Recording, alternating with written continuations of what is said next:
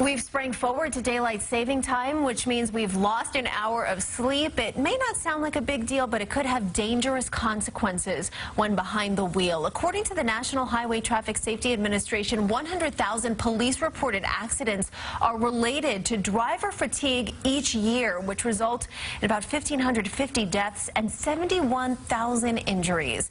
Michelle Anderson of the National Road Safety Foundation is here now with more. Thank you for being here, Michelle. We appreciate it. This sounds like a common thing that people would be looking out for, and in fact it is. It is. How common is this among drivers? Yes, actually studies have shown that 60% of drivers that are behind the wheel are fatigued, and a third of those drivers have actually shown to have fallen asleep behind the wheel.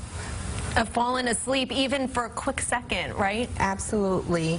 5 seconds. What happens is the brain can go into what's called a micro sleep, and in 5 seconds you have traveled the length of a football field. The length of a football field. So this can have deadly consequences, as we said in those statistics in the beginning. What are some of the signs that people should look out for before getting behind the wheel? Yeah, some of the signs they need to look out for would be the consistent yawning and rubbing the eyes, and some of the other signs would probably be the head snaps.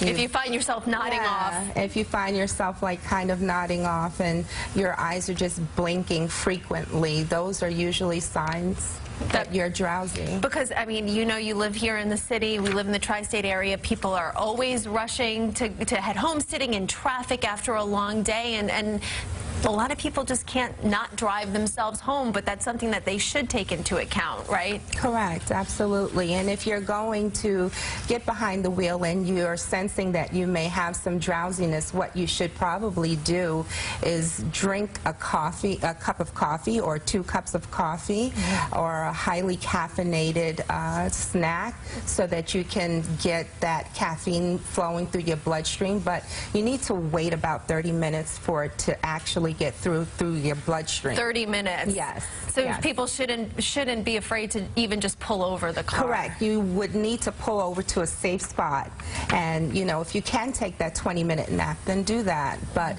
if not, then what you should do is just to have some highly caffeinated coffee or drink inside of your system, and allow 30 minutes for it to get through your bloodstream. To get through, and one of the groups most at risk for this are young male drivers, right? Absolutely. In fact, young people, this is the #1 killer of teen drivers.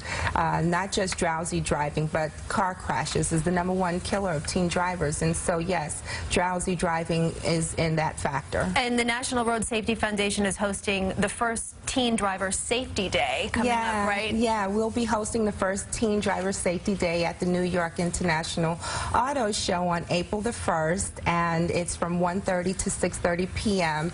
And we are excited to have teens to come in and interact with us as we are able to bring awareness as well as have fun. All right, well, thank you. These are common but good reminders for all of us, Michelle. We appreciate it. And for more information, you can head to our website, cbsnewyork.com.